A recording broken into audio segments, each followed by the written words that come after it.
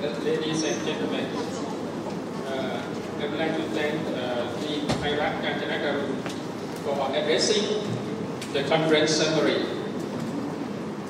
On behalf of Chiang Mai University, I am very pleased to support the International Conference on Asian Economic Development, or AED. The university believes that this conference will be the driving force to promote Chiang Mai University as a university of excellence, especially in advanced research with impact at the regional and global scale. Chiang Mai University is pleased that AED conference has been a strong academic platform not only for the academics in Thailand but also around the world. The university is happy to promote and support the conference further with the participants of world-leading researchers in the field of economic development. The conference could be the hub of advanced knowledge in economic development. Moreover, the participants of young scholars is the promising signs of the development of future talented researchers. The university believes that the collaboration between educational institutes and private sector is a vital aspect to the research and development in order to make this impact of economy to Asia. Last but not least, I would like to thank the scientific committee, the administrative committees, and staff who have worked tirelessly to make this conference meet the international standard and extend research collaborations. I wish all of you enjoy the conference as well as your stay in Chiang Mai, and hopefully you have a chance to explore our Ladna culture. I declare the conference officially open. Thank you very much.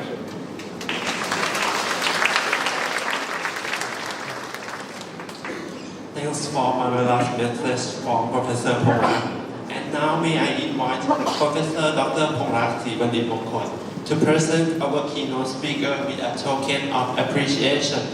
May I call on stage Professor Farhad, please.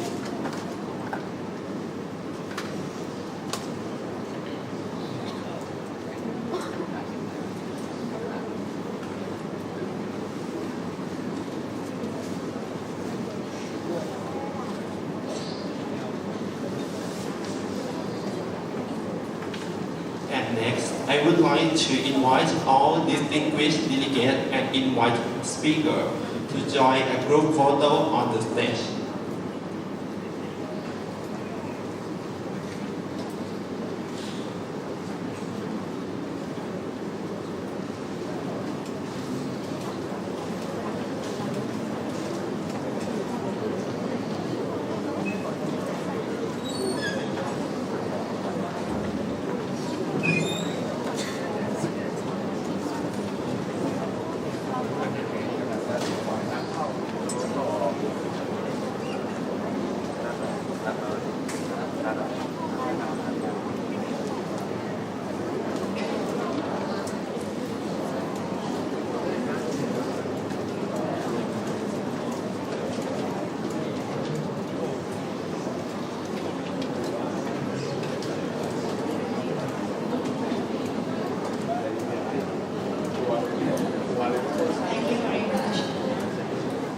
It is now my great pleasure to introduce Professor Farhad Taghizadeh-Hesary, the keynote speaker of the Asian Economic Development Conference 2018.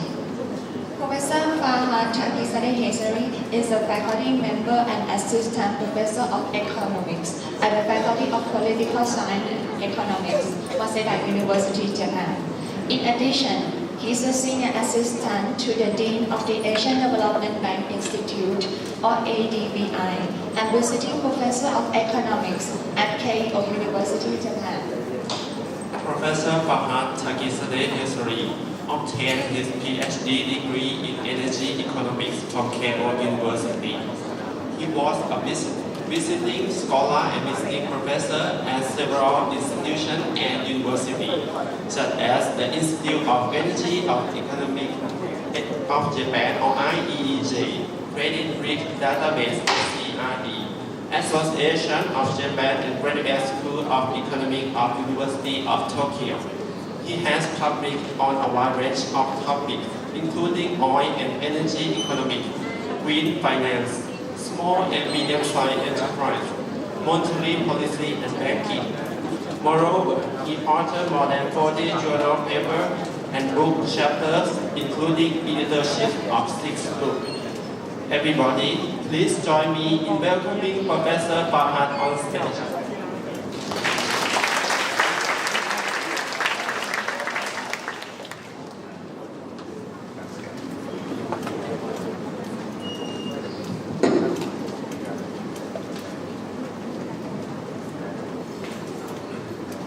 Professor Dr. Farhad, Professor Dr. Farhad, distinguished speakers, ladies and gentlemen.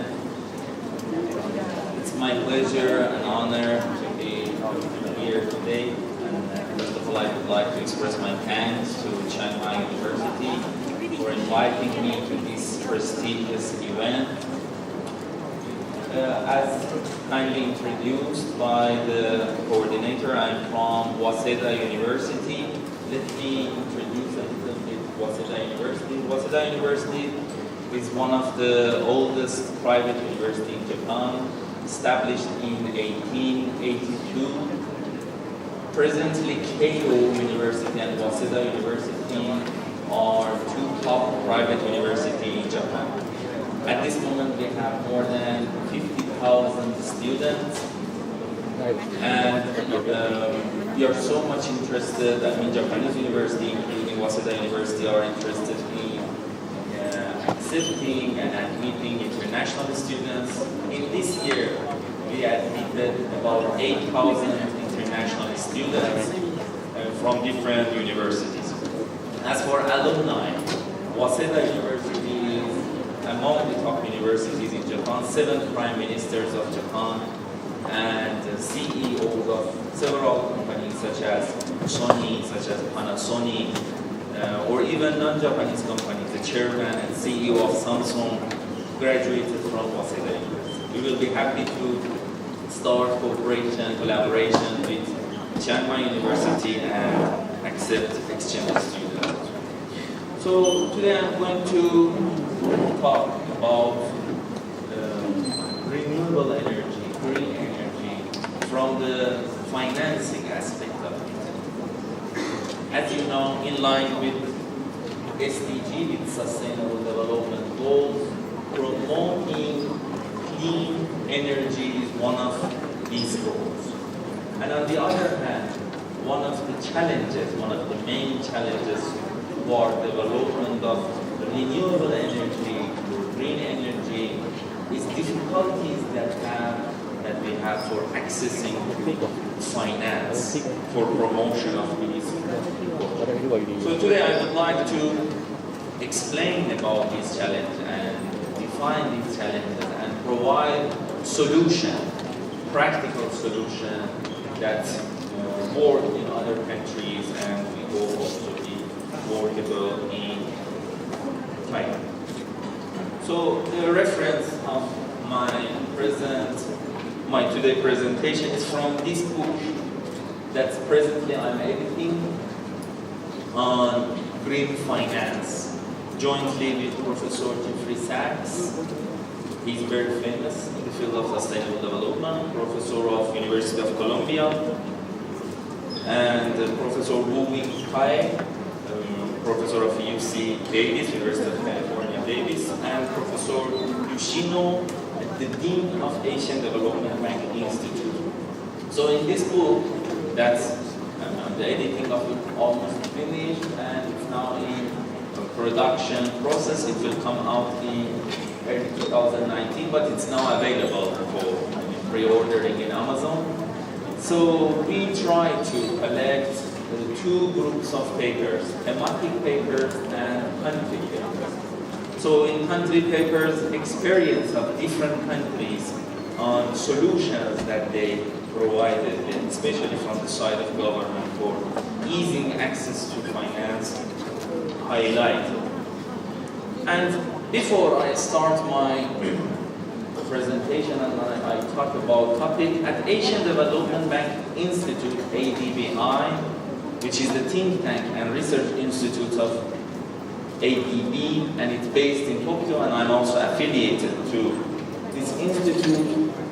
Periodically we have called for papers, called for proposal. These two are the most recent call for papers that we have on energy insecurity, challenges, solution, and renewable energy, and the second one on reforming state-owned enterprises.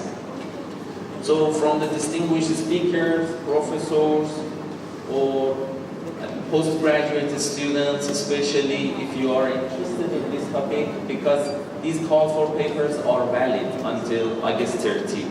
We will be happy to have your contribution. The output of these two call for papers will be 2 books published by Springer, and in addition to that, we will also have a special issue of top-tier journals for each of them. Okay, so this is outline of my presentation. First of all, answering to this question that why do we need renewable energy? Secondly, challenges that we have for development of renewable energy. One solution is institutional investors for providing long-term investment. Then I will talk about the spillover effect, that what is the spillover effect and how could we utilize the spillover effect in order to promote the investment in renewable energy. And then I will provide another solution, a community-based financing solution called Hometown Investment Trust Fund. And finally, conclusion and policy implication. First of all, why we need to develop renewable energy. This figure is very clear, and as you know, one of the main reasons that we need, that force us to develop renewable energy and green energy is due to environmental issues, environmental impacts that we receive from fossil fuel. So presently, almost 40% of the CO2 emissions, global CO2 emission, is from Asia Pacific, and 60% rest of the world. So in 2013, according to ADB Outlook, 43% of the global demand for electricity will be from Asia Pacific. From this 43%, I mean 64% of this Asia demand is from China and India. On the other hand, in 2013, 89% of the CO2 emission, carbon emission, will be from China, India, and Indonesia, which is equal to, the amount of it is about almost 32 billion tons of CO2, or 48% of global emission. So this means that globally, this topic is serious, it's very important. And in Asia Pacific, it's more serious. The reason is coming from the energy consumption sources. As it's clear in this figure, almost 89% of the primary energy consumption in Asia Pacific is from fossil fuel, mainly from coal, oil, and natural gas. However, when we are looking at Europe or North America, although coal, oil, gas are also important movers of their economies, but their share of fossil fuel is not as large as in Asia. So these two figures that I show, they show clearly that how serious is this issue. In order to achieve two sustainable development goals for promoting clean energy, we cannot rely on conventional financing solutions. It means we need to open a new field for financing this sector, or green finance, which are different from conventional financing solutions. Okay, so in order to find a sustainable financing solution, let's look at the financial system, the structure of financial system in Asia. As it's clear, in most Asian countries, or most Asian countries are bank-dominated. Almost 80% of the financial system, financial market of People's Republic of China are banks, or bank loans. And share of capital market, insurance companies, pension funds is just 20%. Or in India, more than 70%. In Thailand, more than 70% of the financial market are banks. In Malaysia, almost 90%. Japan and Korea, they have more developed capital market, but still share of banks are very significant when comparing to Western economies. Many Western economies are more capital market oriented. However, Asia is mainly based on bank loans. On the other hand, when we look at, so it means that the major parts of this financial market are bank. So when we are looking for a financing solution, definitely banks should be the major solution. But when we approach the banks, many banks are reluctant to lend to renewable energy sector. They are not so much interested. So first of all, because of the risk which is associated with renewable energy sector. On the other hand, the second reason is lower rate of return. Rate of return is very important. When we compare renewable energy comparing to fossil fuel, in many cases, rate of return is lower comparing to that. On the other hand, another reason is due to the international or domestic banking regulations, Basel capital requirements that limit bank lending to risky sector. So, first of all, lack of long-term financing. Secondly, low rate of return. These are the two major challenges for development of renewable energy sector. Regarding the risk, there are several risks associated with renewable energy. The first one is technology risk, because most of these technologies that we are using in, for example, solar PV, wind, and many other geothermal and so on, so these are new technologies. However, when we are looking at the technologies that we are using, for example, for coal-fired plants, or for oil sector, or for gas sector, many of them back to decades ago. So, for new technologies, from the point of view of financier, there are some risks associated. The second one is what I mentioned earlier, rate of return, feasibility of these projects, lower rate of return in many of these projects, bankable project or not. Fourthly, many countries started to promote absorbing finance from abroad, from foreign financiers for these renewable energy projects. So the exchange rate risk, which is associated, too much reliance on overseas money will create a burden for country. And many other risks which are associated with these projects and also for other projects, such as political risk, operational risk, maintenance risk, and so on. So, okay, now let's talk about the solutions. As I've mentioned, one of the main challenges is lack of long-term financing. When we are talking about banks as a solution for financing, banks' resources are deposits. Deposits are 1 year, 2 years, 3 years, or 5 years. However, for development of energy project, we need to access to long-term financing. For development of infrastructural project, we need to access to long-term financing, 10 years, 20 years, 30 years. So this is one of the reasons that banks are not a suitable solution due to the maturity mismatch that will happen if we allocate banks' resources to long-term finance. Therefore, we need to look for those institutions or those resources that keep long-term money. Pension funds, insurance companies, these are keeping long-term money, 10 years, 20 years, 30 years, 40 years.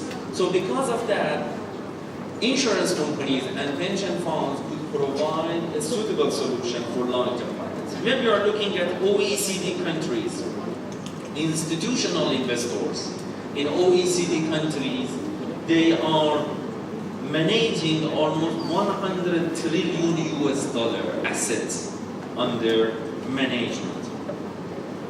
That we believe pension funds and insurance companies can provide sufficient amount of money for safer and larger scale green energy projects such as hydropower and so on. Next, let me talk about a spillover effect. That what is a spillover effect and how can we utilize a spillover effect for increasing rate of return in green energy project. Because the second challenge that I've mentioned earlier for development of green energy project is rate of return, lower rate of return. When we are talking about the electricity tariffs are often regulated by governments. In most countries, especially in Asia, almost in all Asian countries, electricity prices or electricity tariffs are not determined by market behavior, however regulated by government. So due to lack of market mechanism, it might be not so much interesting for private sector investment. We are proposing that it is possible to use the spillover effect of energy supply in order to increase the rate of return of green energy projects. But what is the spillover effect and how utilizing it can increase the rate of return of green energy projects? So consider a region which was unelectrified before. Then government introduced a project, a PPP type of project, or completely a private project, that if private sector come, establish an energy infrastructure here and provide energy supply, then after a while, I will return the spillover tax to that private investor. But what does it mean? For example, this region used to be unelectrified. After energy supply, after establishment of a green energy project there, and after energy supply start here, then more businesses will start surrounding that region. More restaurants, more shops, more small and medium-sized enterprises, more manufacturing plants, and so on, due to access to energy. So because of that, the production in that region will be promoted, and government can receive more tax from that region. So that increase in the amount of production in that region and that increase in the amount of tax is called a spillover tax. So we believe it is possible to return a portion of that spillover tax to private sector investors in order to increase the rate of return of that project. So as I mentioned earlier, electricity tariffs are fixed majorly. So because of that, many private investors are not so much interested. So after the energy supply is started in that region, as I mentioned earlier, due to this spillover effect, the tax in that region will increase. Injection of a portion of that increase in the amount of tax will increase the rate of return of the project. So the actual rate of return of the project will be much higher. So in beginning, the only earning of private sector investor was the user charge or electricity tariff. However, after injection of the tax or after the return of this in a form of transfer to private sector investor is will decrease. It is possible to calculate this spillover effect.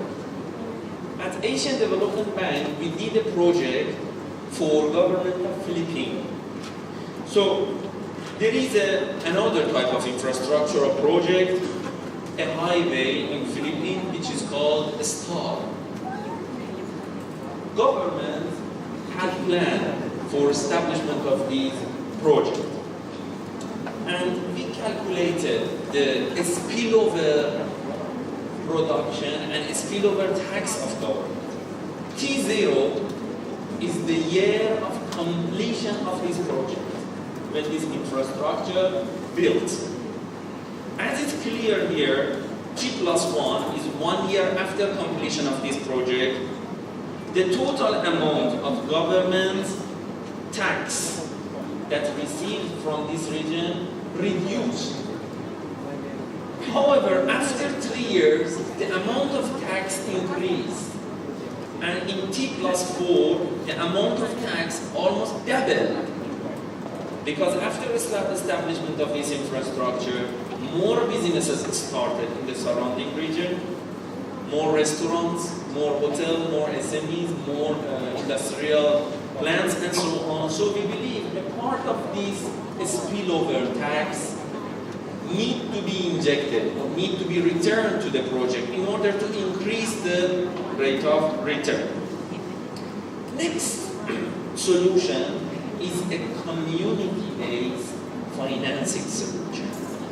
Communities are very important. Social funding, social financing is very important for promotion of especially micro and medium-sized projects in Asia. So this project is called, this new scheme of financing is called Hometown Investment Trust Funds.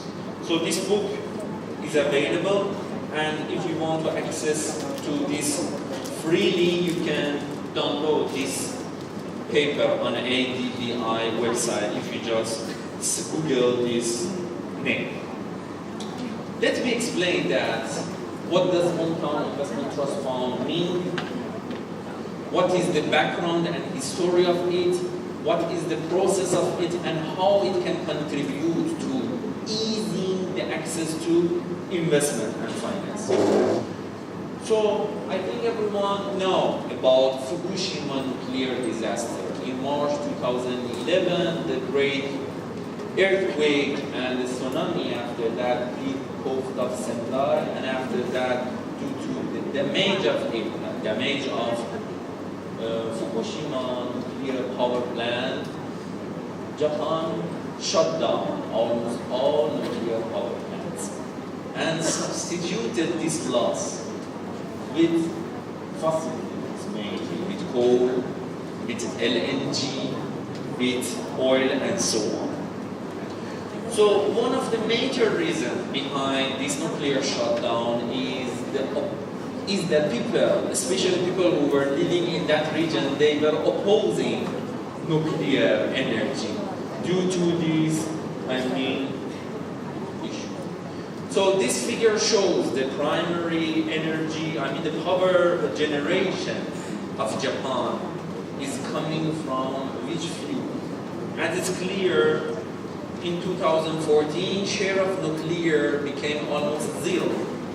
And on the other hand, LNG and other fossil fuels share increased. So although in the most recent outlook of Ministry of Economy, Trade, Industry of Japan, METI, it showed that in long run, Japanese government has planned for starting nuclear power generation, but by consideration of the safeguards. So, in this paper, we found out that after nuclear shutdown in Japan, after Fukushima nuclear disaster, because of reliance of this economy on fewer fuels, energy security in Japan reduced. On the other hand, in another word, what does it mean? It means that if we want to increase the energy security, diversification of energy is very important. Not just reliance on renewable energy, and not just reliance on fossil fuels. An optimal mixture of these resources that first of all can reduce the emissions and maximize the economic goals, economic development goals, and maximize the energy security in front of this region. So the policy implication of this paper was that in order to increase energy security, Japanese government need to diversify the energy. So we found out that after nuclear disaster, after Fukushima nuclear disaster, almost all energy consuming sectors, such as household sector, such as industrial, commercial, transportation sector, their sensitivity, the elasticity toward oil price fluctuation reduced.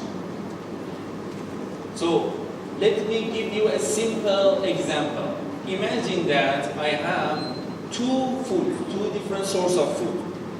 Potato, rice.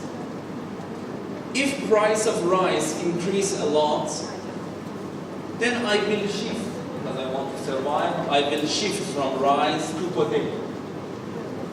However, if there is only one source, only one food, and only potato is existing, if price of potato raise too much, I need to buy because I want to survive. This is the current situation. Reliance on fewer fuel resources will reduce the energy security, and it is important for all countries, especially to those countries which are vulnerable toward energy price fluctuation, especially emerging economies, developing economies, to diversify the energy consumption. Okay, so what does hometown investment trust funds mean, and how these types of funds contributed to promotion of the renewable energy sector in Japan? People who were living in that suffered region in Fukushima and the surrounding area, as I have mentioned, they mentioned that we are opposing nuclear. We are looking for a cleaner and safer resources. However, as mentioned earlier, many banks, they were not interested to lend to this sector and finance this sector. So what did they do? They started to collect communities' money, their own money, $100, $200, $300, a small amount of money that be sufficient for establishment of a project, for example, a solar farm or a wind power generator and so on. Then they could generate electricity. They established a local solar plant and generated electricity. They consumed the electricity that they generated and they sold the excess amount of it to the national power company. So this scheme became successful and very interesting. This type of funds are called hometown investment trust funds that I would like to explain about them.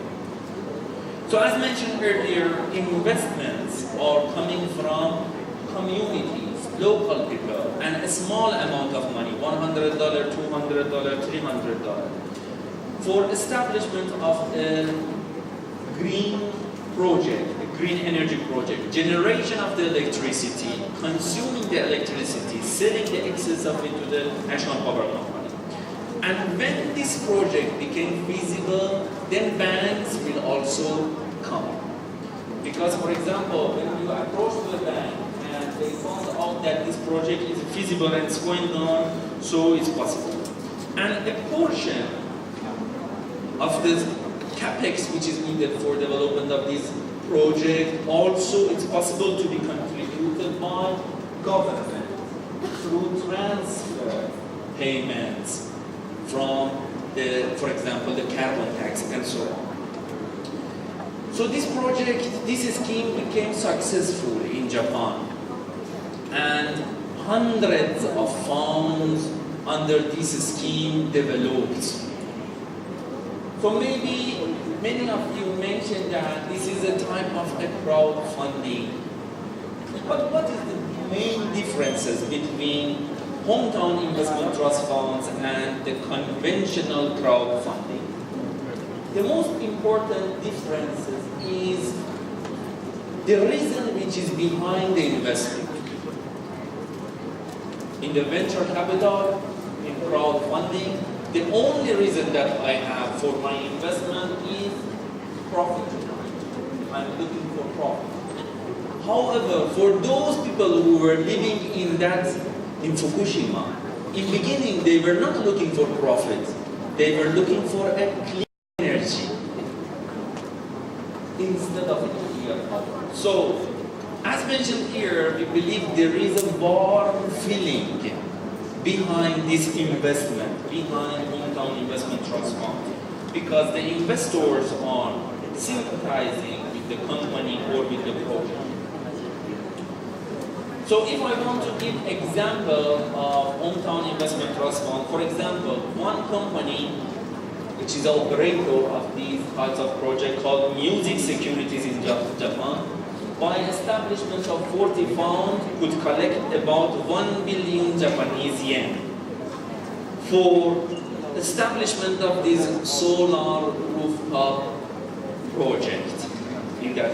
Or another company, Secure Energy, again by same financing scheme by hometown investment trust funds in another city in Japan, Chino City, collected sufficient amount of investment for this project. Or 249 people by donation and also investment, they could collect about $2 million for establishment of a wind power generator.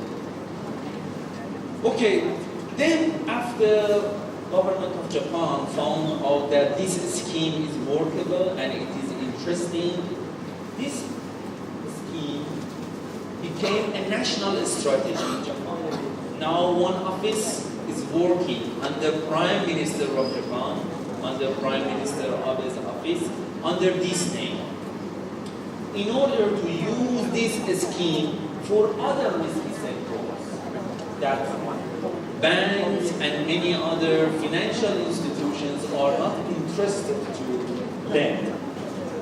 And how does it work? What is the procedure of working there? So the main platform for collection of money is through internet. Some companies that they receive license from government, from financial service agency of the government of Japan, they are eligible for announcement of this project. Imagine, for example, I'm a project owner, I have a plan for establishment of a solar farm about 1 megawatt in Thailand. Then I introduce this project, I prepare enough documents, feasibility study, my background, that what is my background and so on. Then I approach to that intermediate company or internet company that already received license from FSA, from Financial Service Agency of Japan. And that intermediate company's role is very important. Project assessment is done by this company. Then if that intermediate company found out that I'm eligible and this project is feasible, Then we'll introduce this project through internet. Because this project is introduced through internet, so not only people who are living in that hometown, but people of all part of Thailand, or even if, for example, I'm from Chiang Mai originally, but I'm living in US, in abroad. I'm interested in my hometown. I would like to have a sustainable region, a clean region. I check in internet and I donate the money or I invest in that project. Then it's possible to collect money. So as I have mentioned earlier, role of project assessor is very important. For example, one of these project assessor, one of these intermediate companies is, as I mentioned earlier, is Music Security. CEO of Music Security is my friend. I asked him that usually for many of these projects, for these SMEs, micro project, renewable energy project, default risk is high. He mentioned that for his case, the default ratio is less than 1%. How it is possible, as I have mentioned, assessment is very important. Assessment of the project owner and the project by itself. So, as mentioned, Financial Service Agency of the government of Japan, which is the regulator and supervisor of the whole financial system, banks, insurance companies, and capital market, all of them are under FSA, issue license for intermediate company type 2.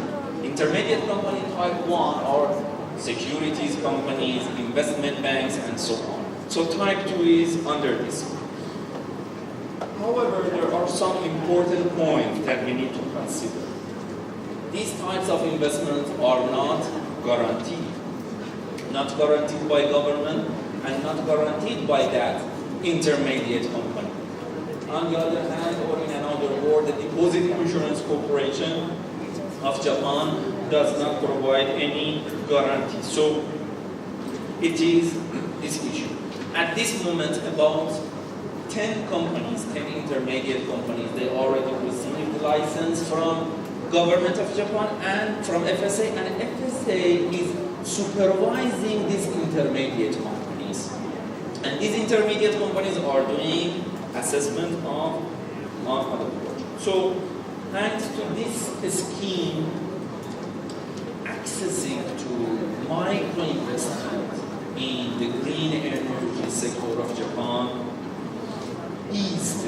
In the most recent year, here in this paper, which is one of the chapters of the green finance book, we provided the theoretical aspects. If you are interested, I can send you this paper that how this scheme can promote the investment in the renewable energy sector and how injection of tax, carbon tax, into this project as a seed money of the government can increase the rate of return or can reduce the lending rate to these projects.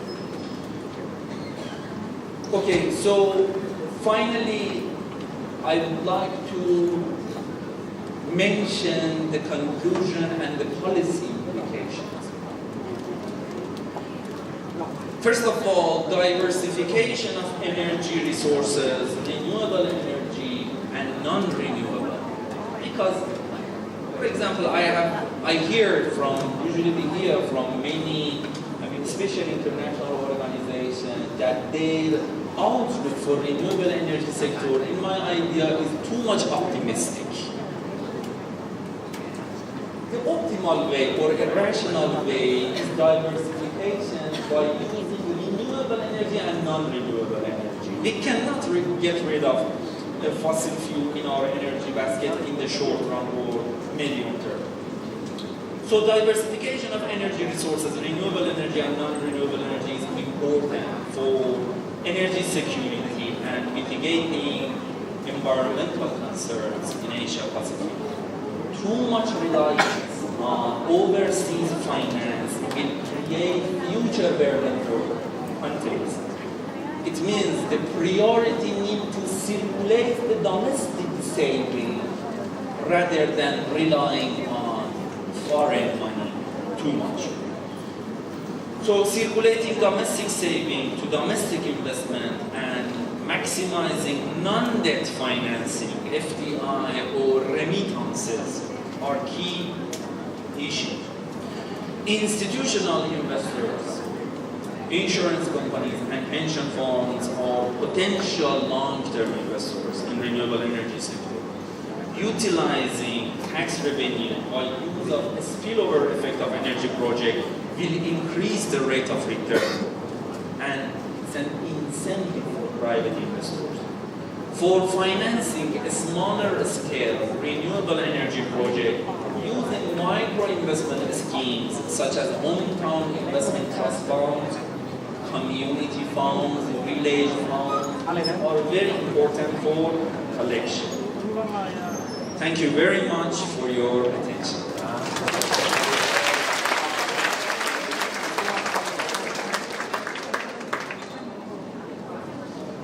Thank you, Professor Farhad, for your enlightening presentation. It was so impressive and being an impressive remark. Everybody, now it's time for the question and answer session. In case if you have any question, please don't be hesitant and raise your hand to asking question to Professor Farhad.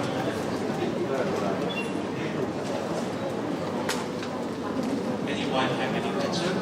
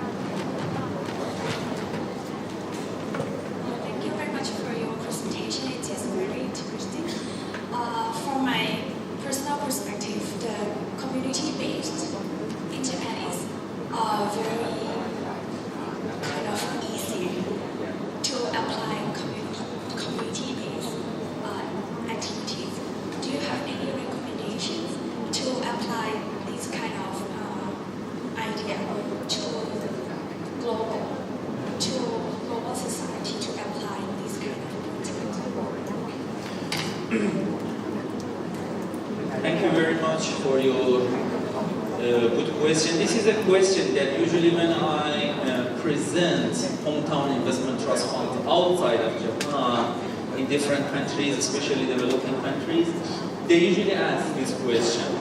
Because the background, the backbone of this scheme is the social capital, which is very important. And the most important thing is trust.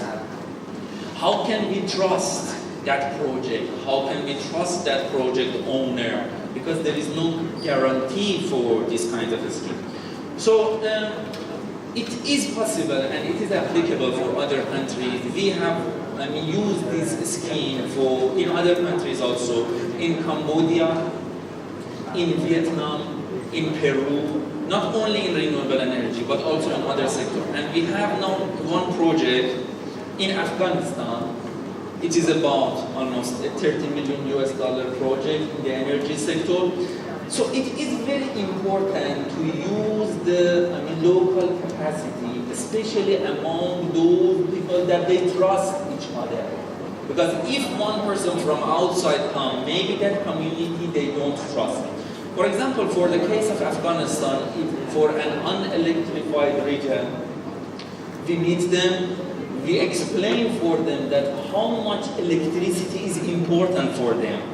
If you have access to electricity, the quality of your life, the quality of your business, the amount of your sales will increase. For that case of Afghanistan, ADB is going to provide seed money and then collection of money from that community. So, as mentioned, it is very important to start this project from a group of people that they trust each other, and then promotion of it to other parts of the country.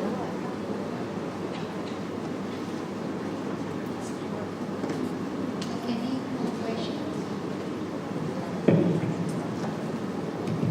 Professor Farhad, I think it's very important about for the investment of renewable energy.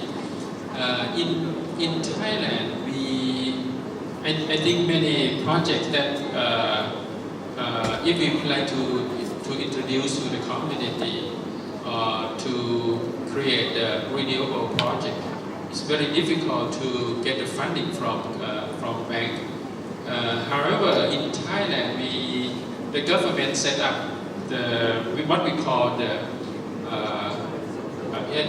renewable energy promotion fund, something like that. It belongs to the government, belongs to the Ministry of Energy. So they fund the big projects to government agency like our university. We also get funding from this renewable promotion fund, something like that, to build the plants that we can bring our waste to produce the biogas and then compress it as a CBG, compressed biomethane gas, and then it's in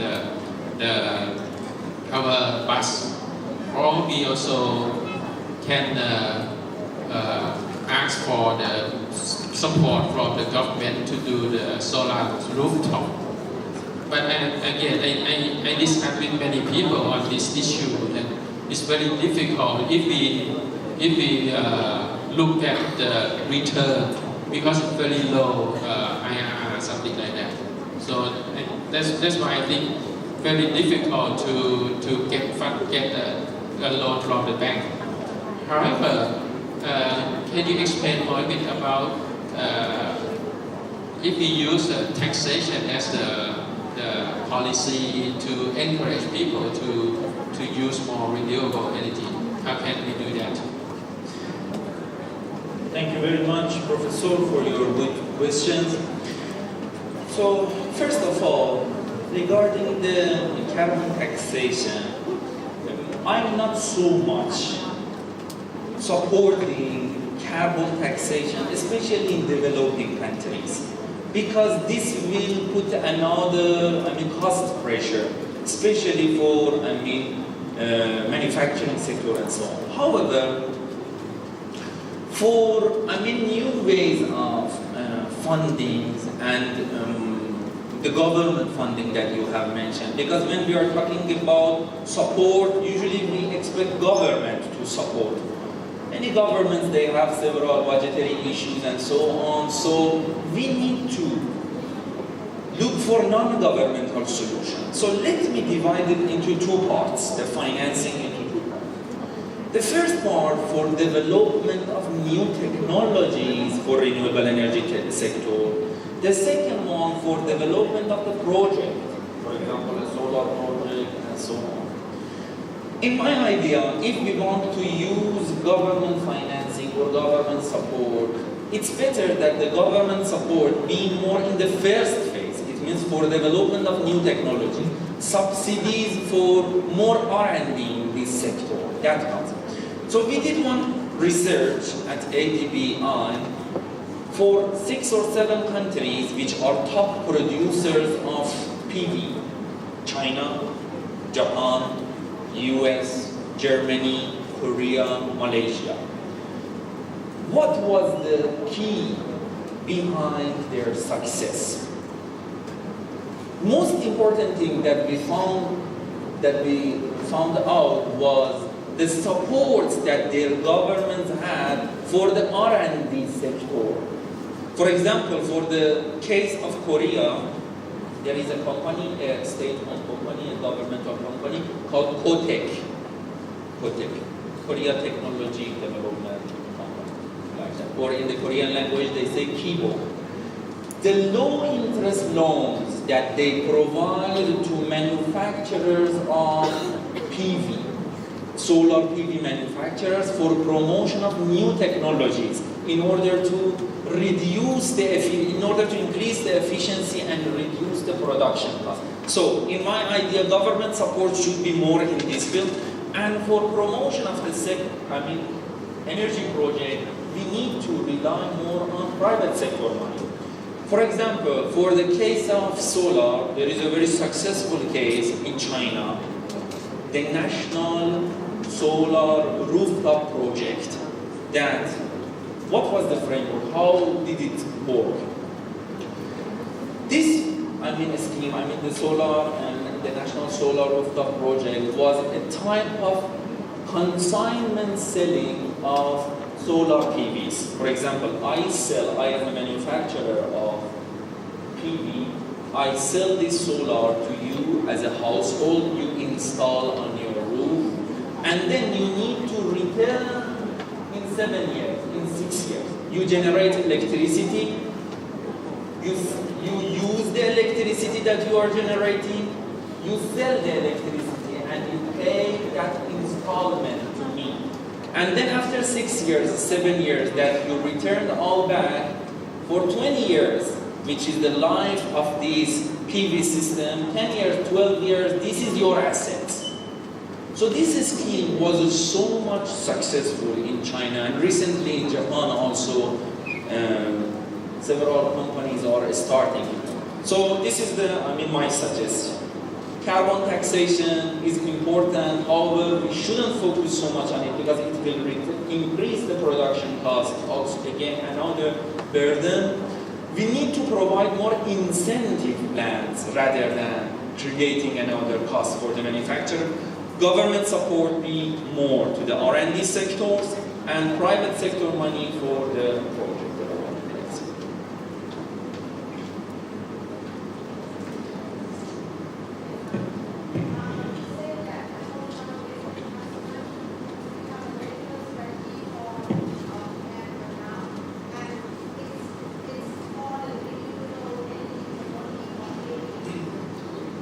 Thank you very much. No, it's not only for renewable energy. This scheme started from renewable energy sector. However, it expanded to many other sectors.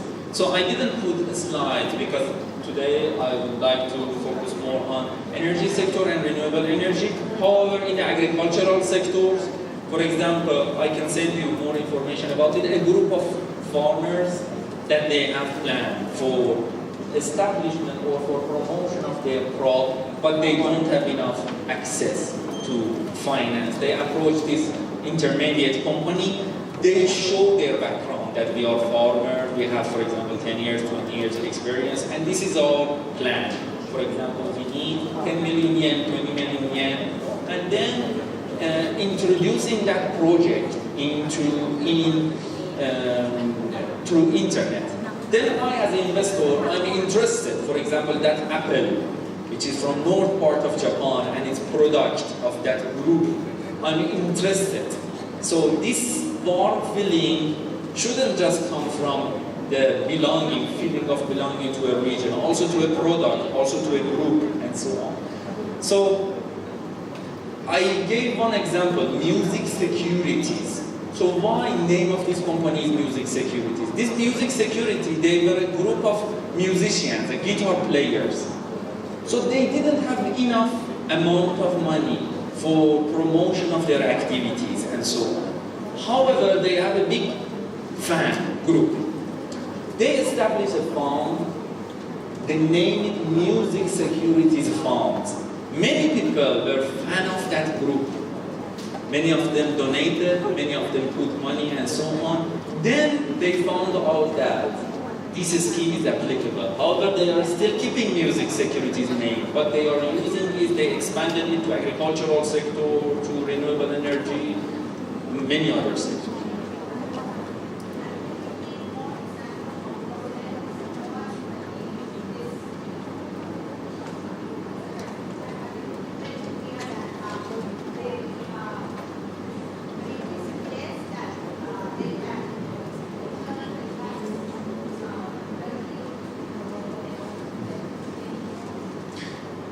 So the support, or the incentives that government is providing is depending on the sector, For example, presently in Japan, agricultural sector is a bottleneck.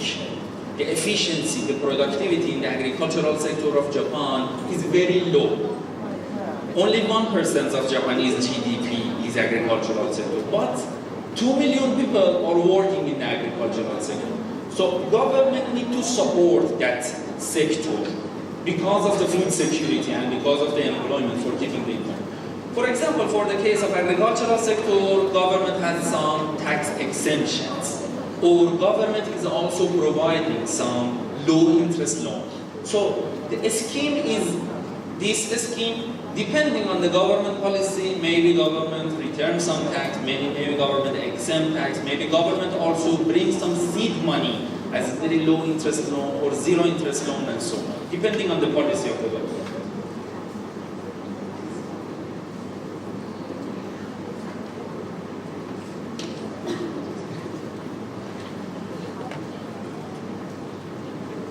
I just have one question, small question. How large is your hometown and how small is your hometown? Because sometimes it would be very difficult to appropriately match between hometown and required project. Because it's more likely that there's a mismatch between the two. And if you just build up one wind power or two wind powers in your hometown, it may not be very economically efficient. Thank you very much for your question. So, first of all, when we say hometown, it doesn't mean that the money need to come from the hometown only. As I mentioned, because the project is announcing, is introducing through internet, first of all, for absorbing money, there is possibility that not only from that hometown, but also from a larger region, from the country, or even from abroad, we absorb money. Secondly, for this project, these funds are project-oriented. So it means one fund for one project. And when that project be finished, it means the mission of that fund is also finished. You can introduce another fund for another project in another hometown. Professor Farhad, are there any documented case studies of these successful hometown projects? Because sometimes the projects like renewable energy, the gestation period would be very long. But how does the funding work in that case? One. And second, there are many aspects to which there is sustainability dimensions which fall under all these SDGs. Especially for developing countries like India, there are lots of problems. But when you say, for instance, I come from Karnataka state, which heavily relies on agriculture. There is SMEs that trade on agricultural products. If we want to opt for hometown funding, how does this actually work? You say, you mentioned that you come up with a proposal and you put it on the internet. But what are these platforms where you convince that this is a great idea for hometown funding in various aspects of small-scale industries? Thank you very much. When we are talking about hometown investment trust funds, in my presentation I also mentioned that this scheme is more suitable for micro or small projects because the funding is based on a small amount of money, in $100, $200. So another comment that I usually receive from many friends is that in Japan, savings rate is sufficient for this amount of money. However, as I mentioned, these projects are relying on a small amount of money. That is true. If we are talking about a larger size, for example, SME and so on, for the case of Japan, there is a credit guarantee scheme, CGS, credit guarantee schemes, that government is guaranteeing the lending to SME sector. So the credit guarantee schemes is also available in several other countries. However, for the case of Japan, for example, Japan has 4 million SME, almost 4 million SME. So when I talk about Japan, maybe most of you think that Japanese economy created by Toyota, by Panasonic, by Sony, and so on. However, even in Japan, 51% of the output GDP is from SME. 70% of labor force are working in small and medium-sized enterprises. And many of these SMEs, they have difficulties for accessing to finance because of asymmetry of information. So, for the case of Japan, Credit Guarantee Corporation, which are 51 Credit Guarantee Corporation, because Japan has 47 provinces, so in each province we have one Credit Guarantee Corporation and 4 Credit Guarantee Corporation or CGC in in each mega city. Government is guaranteeing 80% of the lending to SME. 80%. Why government is doing that? Because when I, as a SME owner, SME manager, I approach the bank asks for collateral. And in majority of the cases, SMEs don't have sufficient collateral to provide. So, if I, as a government, I don't solve, it means that 50% of my economy, they don't have access to finance. So, then SME approach to Credit Guarantee Corporation. What do they do? What do these Credit Guarantee Corporations do? Credit Guarantee Corporations, first of all, they are collecting information, data from this SME. The point that I have mentioned, assessment is very important.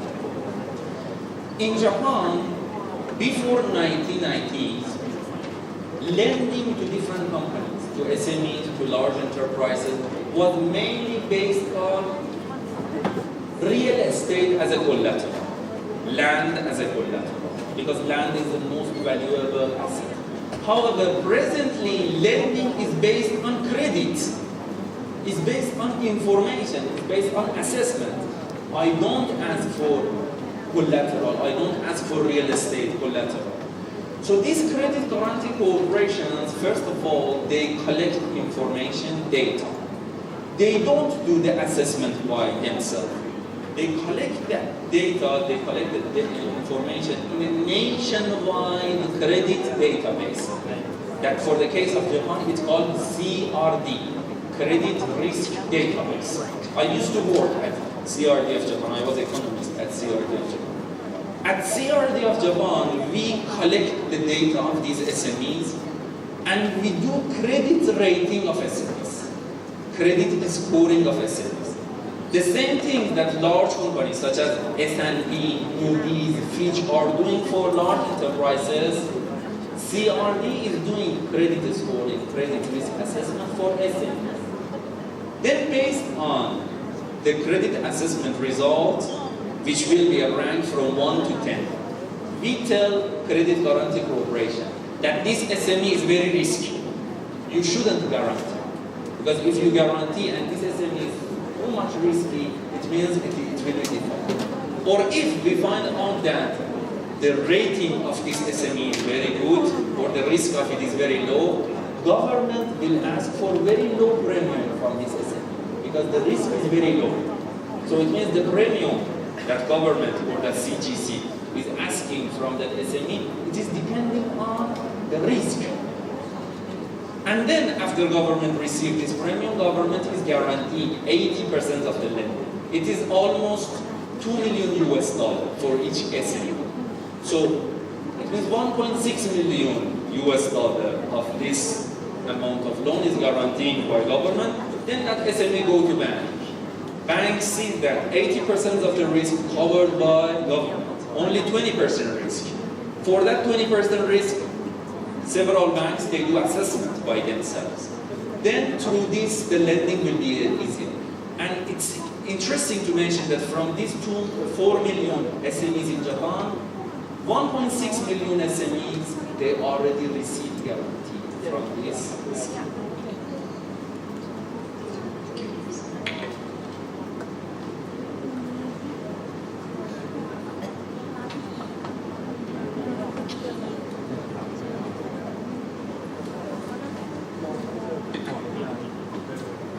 Hi, I'm curious about the Hometown Investment Trust Fund.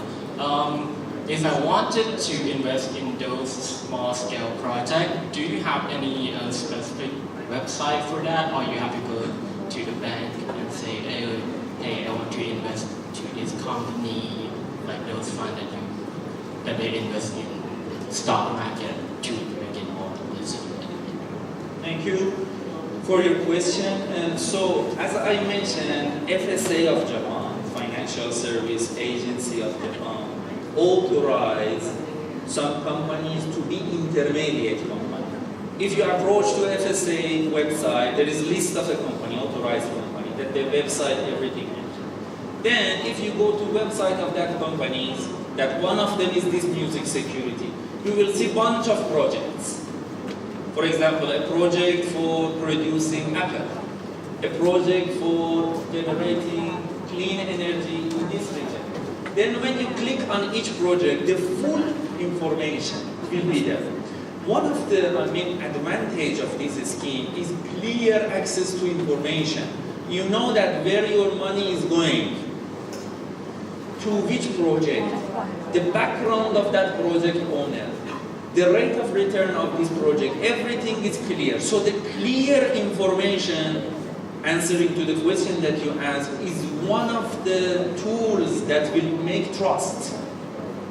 Because if you don't bring information, it's not very clear, so and then I cannot trust. But for this case, the clear information about the project progress, background of the project owner, everything is clear.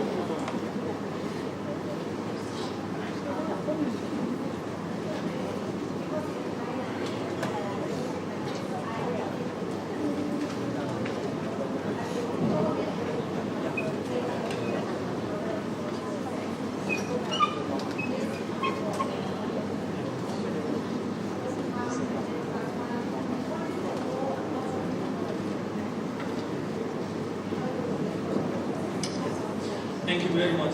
So, usually we shouldn't rely so much on government. This is the most important thing that, because when we are looking about, when we are talking about different projects, government should support, government shouldn't, but government shouldn't do anything. Government should supervise only. So, for this case, as I mentioned, these are not guaranteed. And again, if we increase role of government and this project goes to default, bankruptcy, then investor expect government compensate. So government is just supervising that intermediate company. That intermediate company, they should report periodically, every quarter, they should report this project and so on. But that intermediate company is the decision maker. Assessment is vital. You see, government is doing some indirect supervision of this project. Role of that assessment is very important because if that assessor is not qualified, then the default information is available. Then investors won't show interest for future investment. So for this case, I mentioned, for example, for this example company, default is less than 1%. Then I see this is qualified intermediate company. I trust this intermediate company. I don't know that hometown project so much, but that is a micro project.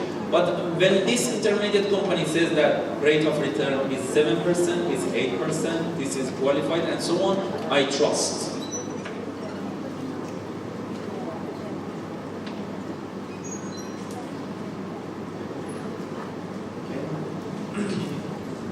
Thank you very much, Professor Farhad, for his insightful answer.